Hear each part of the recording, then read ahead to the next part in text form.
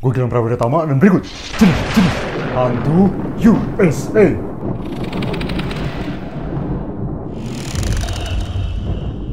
Mothman merupakan salah satu urban legend yang terkenal di daerah Virginia, Amerika Serikat. Secara harfiah, Mothman ini artinya adalah manusia ngengat, sejenis serangga, kupu-kupu gitu tapi burik. Mothman merupakan sosok makhluk misterius yang digambarkan seukuran orang dewasa dan memiliki sayap, entah itu sayapnya serangga sesuai namanya, atau ada juga yang bilang sayapnya tuh kayak burung berwarna hitam. Fitur unik dari Mothman adalah mata berwarna merah yang menurut sebagian versi terletak di dadanya. Makhluk ini pertama kali dilaporkan penampakannya pada tanggal 15 November 1966 sampai dengan 15 Desember 1967. Kurang lebih jadi ya setahun sebulan. Berbeda dengan di kita, kemunculan makhluk kayak gini kan biasanya langsung disebut, wah siluman ya. Di Amerika Serikat, makhluk semacam Mothman ini malah dianggap alien. Jangan-jangan bisa jadi selama ini semua makhluk gaib sebenarnya adalah alien, atau justru sebaliknya, semua alien sebenarnya ada makhluk gaib. Entahlah, anggap aja sama, biar praktis gitu gue nyeritainnya. Balik lagi, jadi si Mothman ini dari awal, setiap kemunculannya selalu dianggap sebagai pertanda hal buruk akan terjadi. Entah itu karena si makhluk ini yang menyebabkannya, atau justru dia hanya sebatas penyampai pesan agar para manusia berhati-hati. Sebagai contoh, pada pertengahan tahun 1960-an di Point Pleasant, Ohio, sebuah jembatan bernama The Silver Bridge runtuh hingga menewaskan 46 orang. Sejak beberapa bulan sebelum tragedi ini terjadi, warga sekitar kerap melihat penampakan makhluk bermata merah terbang di atas langit. Di dunia barat, iblis kerap digambarkan memiliki kepala kambing, maka dari itu Jersey Devil ini sesuai namanya merupakan perwujudan iblis berupa campuran hewan kambing, kuda, kelelawar, dan naga yang dipercaya hidup di daerah New Jersey. Lebih tepatnya di Pine Barrens, yaitu area terpencil yang dulunya digunakan sebagai tempat pembuangan mayat oleh para gangster tahun 1920-an. Jersey Devil ini bergerak dengan cara melompat-lompat karena kaki depannya kecil, tapi bisa juga terbang sembari mengeluarkan teriakan bernada tinggi. Asal-usulnya kayak gimana? Jadi, konon katanya ada seorang ibu yang sudah memiliki 12 anak. Dia merasa sudah lelah gitu, sudah cukup ya.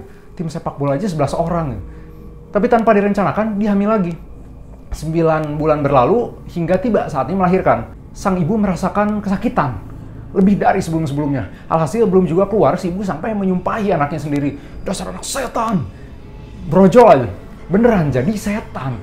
Bukannya oe-oe seperti bayi pada umumnya, si anak setan ini malah membunuh bidan yang membantu persalinan. Kemudian sejak saat itu berkeliaran menghabisi nyawa orang-orang yang berjalan sendirian. Skinwalker adalah sebangsa shapeshifter, penyihir yang mampu berubah wujud menjadi hewan dan siapapun. Makhluk ini tidak dapat dibunuh, gak ada senjata yang mampu menembus kulitnya, dan kekuatannya akan terus bertambah seiring rasa takut dari setiap korban yang ditemuinya. Persis kayak Yellow Lantern di DC Universe. Bagaimana cara Skinwalker mencari masanya? Yang pertama, makhluk ini dapat menemukan siapapun yang lagi ngomongin dia. Wah, ini gue. Makanya di komunitas penduduk pribumi Amerika, mengucapkan namanya aja dianggap sebagai hal yang tabu. Skinwalker dapat merasuki makhluk hidup apapun hanya dengan saling menatap. Terus nih berbeda dari kebanyakan dedemit yang kalau begitu ketemu si mangsanya itu ya sikat aja gitu. Skinwalker ini dikenal suka mempermainkan calon korbannya. Dia akan berubah menjadi sosok orang yang kita kenal, baik-baik dulu, pas lagi nyaman-nyamannya, barulah kita dibunuh. Gak cuma menyerupai wujud seseorang, Skinwalker dapat mengetahui segala ingatan yang dimiliki orang tersebut setelah ia makam. Adakah cara mengalahkannya? Katanya sih cukup dengan menyebutkan nama asli dari makhluk ini. Siapa namanya? Gak ada yang tahu. Pukwudgie adalah siluman landak kerdil setinggi 60-90 cm yang wajahnya menyerupai manusia namun dengan hidung, telinga, dan jari yang lebih besar proporsinya. Kulit mereka warnanya abu-abu dan terkadang bisa bersinar, glowing.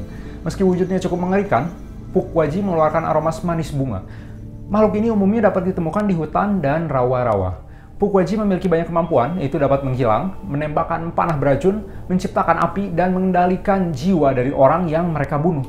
Menurut legenda, pada awalnya bangsa Pukwudgie berteman dengan manusia, namun karena suatu perselisihan, akhirnya jadi membenci kita. Sejak saat itu, mereka kerap menculik anak-anak, membakar rumah, mendorong orang, hingga terjatuh dari ujung tebing, menyerang menggunakan belati atau tombak, dan membutakan penglihatan dengan melemparkan pasir ke mata. Di serial Harry Potter yang ditulis J.K. Rowling, Pukwudgie dijadikan simbol salah satu asrama di Ilvermorny School of Witchcraft and Wizardry. Snelly Gaster adalah sosok naga buruk rupa bermata satu yang hidup di sekitar Maryland. Nama Snelly Gaster diserap dari bahasa Jerman Schnelle Geist yang berarti hantu cepat. Jadi legenda makhluk ini memang pada awalnya berkembang di komunitas imigran Jerman sejak tahun 1730-an. Baru kemudian mulai dilaporkan kemunculannya di berbagai surat kabar. Seiring perkembangannya, Snelly Gaster ini digambarkan sebagai makhluk setengah burung, setengah reptil yang memiliki paruh besi, gigi tajam, dan tentakel gurita. Makhluk ini terbang dengan senyap, jadi diam-diam bisa menangkap korbannya dari udara untuk nantinya disedot darahnya. Snelly Gaster dikatakan memiliki musuh bebuyutan yang bernama Dwayyo, semacam monster serigala gitu lah. Kisah mengenai Snelly Gaster sempat hilang di media, namun konon dimunculkan kembali pada abad ke-19 ketika perbudakan dihapuskan dengan tujuan untuk menakut-nakuti orang-orang berkulit hitam yang baru saja hidup bebas. Bloody Mary adalah setan yang dikatakan akan muncul dalam cermin ketika namanya disebut 3 kali. Alhasil Bloody Mary sering dijadikan sebagai permainan uji nyali. Jika berhasil, akan muncul sosok wanita yang wajahnya berlumuran darah. Orang-orang yang memanggilnya kemudian akan dilukai hingga diculik ke dunia. Ini kebiasaan nih, apa untungnya coba main beginian? Dari mana asalnya makhluk ini? Bloody Mary dalam legenda Amerika dulunya adalah seorang wanita bernama Mary Worth yang dikabarkan meninggal di depan cermin dan menjadi arwah penasaran. Hide Behind adalah makhluk misterius penghuni hutan yang gemar memakan segala jenis hewan dan manusia. Wujudnya gimana? Gak ada yang tahu pasti. Soalnya setiap kita coba lihat, dia akan bersembunyi di balik pepohonan. Tubuhnya ini fleksibel, jadi bisa mengikuti berbagai bentuk dahan dan ranting. Maka dari itu, serangan dari Hide Behind akan sangat sulit dihindari. Cara paling efektif untuk menangkalnya adalah dengan minum minuman keras. Jadi si Hide Behind ini sangat tidak suka alkohol. Kok berasa yang kebalik ya? Biasanya kan mabok-mabokan tuh perbuatan setan, ini malah setannya yang nggak suka. The Flying Head adalah sosok hantu berupa kepala raksasa yang terbang melayang. Menurut legenda, pada zaman dahulu ada satu suku yang sedang dilanda kelaparan. Para pemuda di sana memberikan usul agar mereka pindah aja ke tempat lain yang banyak hewan buruannya. Tapi sebaliknya, para tetua di sana bersikukuh untuk tetap bertahan di tanah mereka. Akhirnya terjadi kudeta, semua pemimpin generasi tua dibantai. Dengan niatan untuk menebus dosa mereka, para pemuda kemudian memenggal kepala para tetua dan membuangnya ke danau buat jadi semacam sesembahan lah. Tapi yang terjadi malah tercipta monster mengerikan yang kerjaannya memakan manusia. Annabelle adalah boneka berhantu yang kini disimpan di Museum Warren Occult di Monroe, Connecticut, Amerika Serikat. Boneka ini sudah cukup dikenal oleh semua orang karena telah diadaptasi sosoknya dalam film The Conjuring dan Annabelle. Namun, berbeda dari penggambarannya di film, boneka Annabelle yang sebenarnya tidak begitu menyeramkan dan cenderung sederhana. Bahannya pun hanya terbuat dari kain. Pada awalnya, boneka ini diberikan sebagai hadiah kepada seorang mahasiswi keperawatan di tahun 1970-an yang bernama Donna. Teman sekamar Donna, Angie, adalah orang pertama yang melihat kejadian aneh terjadi pada boneka ini. Dia mengaku pernah melihat si boneka bergerak sendiri. Keduanya pun kemudian menyadari bahwa kadang-kadang pintu yang dibiarkan terbuka akan menutup sendiri ketika tidak ada seorang pun di dalam rumah. Angie juga pernah menemukan sebuah catatan dengan tulisan "Help us", tolong kami. Boneka ini dipercaya dirasuki oleh roh seorang gadis berumur 7 tahun bernama Annabelle Higgins yang meninggal dan merupakan pemilik asli boneka ini. Namun boneka Annabelle kemudian menjadi jahat dan sering menyerang orang-orang di sekitarnya. Angie dan Donna kemudian memanggil Ed dan Lorraine Warren, 2 orang ahli dedemit, mereka sepasang suami istri, untuk menyelidiki kasus ini. Pasangan Warren mengatakan bahwa boneka ini memang telah dirasuki, tapi bukan oleh roh, melainkan sesosok iblis yang mengincar jiwa manusia.